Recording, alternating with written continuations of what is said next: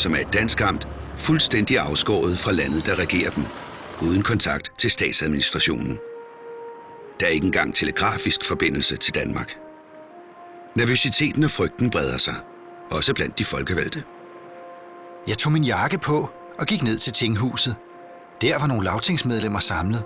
Alle var forundrede og chokerede. Der stod vi. Man spurgte sig selv, hvad der nu skulle ske, og vi spurgte hinanden, hvad der nu var at gøre. Der hersker regeringstumult på Færøerne.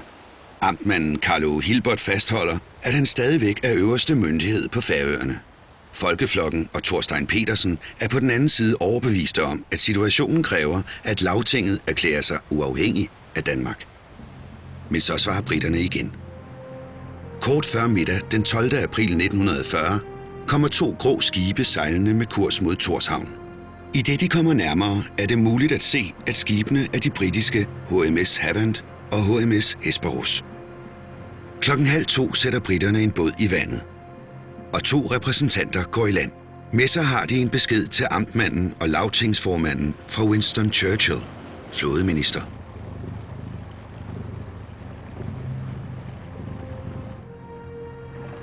Vi besætter i dette øjeblik Færøerne, der hører til Danmark, og som strategisk er af stor betydning. Vi vil forsvare Færøerne mod al vold, som krigen afføder, og vi skal ruste os godt, både til søs og i luften, indtil det tidspunkt kommer, hvor vi kan overdrage øerne til et frit Danmark.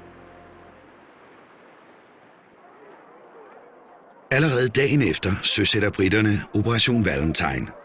3:00 anløber krydseren HMS Suffolk Tórshavn med 250 mand fra Royal Marines. Jeg stod på kajen, da englænderne kom. Det var meget spændende. Vi var glade for, at det var englænderne, der kom, men vi blev hurtigt klar over, at dette var alvor.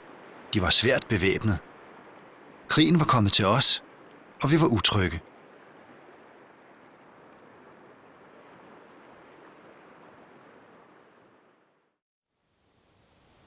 Operation Valentine markerer begyndelsen til en af de mest betydningsfulde perioder i Færøernes historie. Den britiske besættelse af Færøerne gør som det første ende på flagstriden, der har raset mellem Færøerne og Danmark i årtier. 13. april bliver sluppen Eysturoy råbt an af et britisk vagtskib på vej til Skotland med en last fisk. Skibets kaptajn bliver bedt om at stryge Dannebrog. Da kaptajnen bliver spurgt, om han ikke har et andet flag at flage med, er Hans Mikkelsen, skipper fra Sørvåg, hurtig til at vise dem det uofficielle færøske flag, Mestje. Den 25. april bekendtgør Mason, den nye britiske konsul på Færøerne, at det er besluttet, at færøske skibe fremover skal sejle under det færøske flag.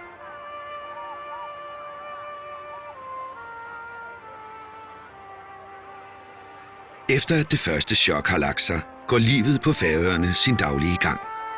Her er læger og sygeplejersker på udflugt med doktorbåden. Turen går til Tofte på Østerø. Under krigen får færingerne egen valuta, og en overgang er der sågar indført venstrekørsel på Vågeø, akkurat som hjemme i Storbritannien.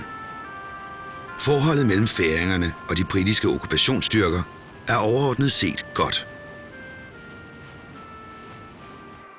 Færingerne er et gæstfrit og venligt folk.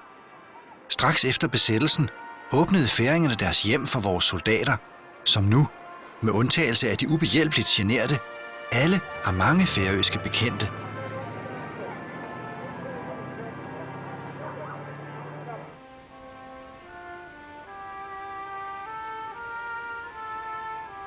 Mange soldater bliver gæster i færøske hjem. Soldaterne medbringer godter og cigaretter, som er svære at få fat i, og til gengæld får de måltider, eftermiddagste og æg. Flere færøske husmødre bliver så tæt knyttet til disse soldater, som ikke er stort andet end unge drenge, at det føles som at miste en søn, når de drager afsted.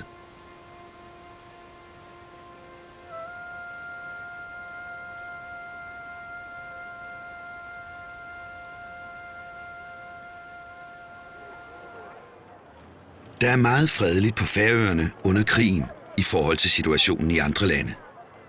At komme til Færøerne er som at komme i himmerige, siger soldaterne. Men medaljen har en bagside. Færingerne gør alt, hvad der er i deres magt for, at vi skal trives. Der bliver blandt andet arrangeret danse. Men det er meget svært for os at gå rundt på Færøerne, når vi ved, at slaget om England er begyndt, og tyskerne bomber vores kære derhjemme. Det kan ikke helt undgås, at uenigheder blusser op fra tid til anden. Specielt illeset er det, at de britiske okkupationsstyrker i mange tilfælde overtager private huse til militære formål. Og det er ikke velset, at unge færøske piger omgås soldaterne. Mange forældre prøver at indprænte pigerne, at de ikke skal gå til dans hos soldaterne, men holde sig væk fra dem. Men de mennesker som vi andre, og lige så søde som vores egne, der er ikke noget at sige til, at pigerne er betaget af dem.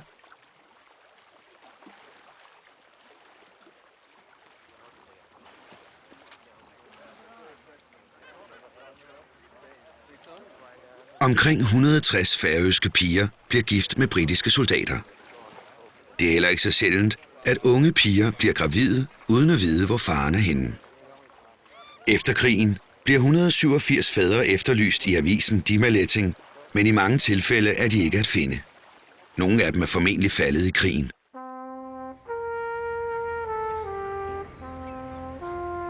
Under krigen blomstrer et meget lønsomt marked for handel med fisk på de britiske øer.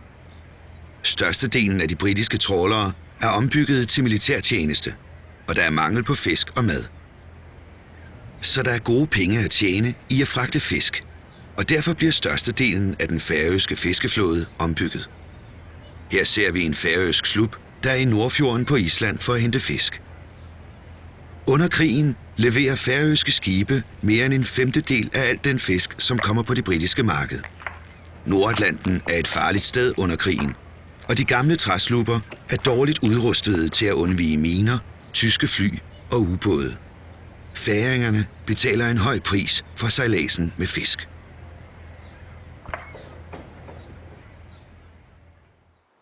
Det er meget hårdt at tage afsked. Man føler sig så beklemt og hjælpeløs, fordi vi ved aldrig, om dette er sidste gang, vi ses. Nogle gange lægger jeg mig i sengen og beder til, at vejret skal blive dårligt, at der kommer tåge eller snestorm, så flyverne ikke får øje på den lille slup.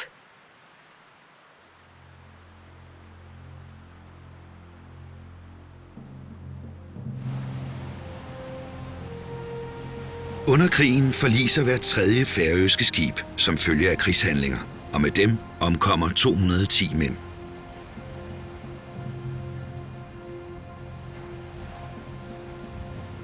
Færøerne bliver flere gange angrebet af tyske fly, men skaderne er minimale. Den største trussel på land kommer fra miner.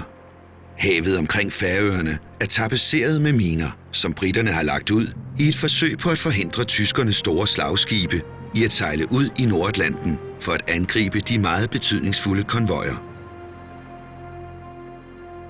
Mange af minerne river sig løs fra deres forankringer og kommer drivende ind i de færøske fjorde.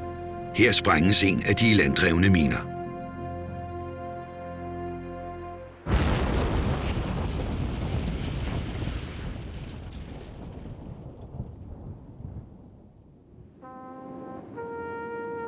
Den engelske besættelse af Færøerne ophører officielt den 16. maj 1945.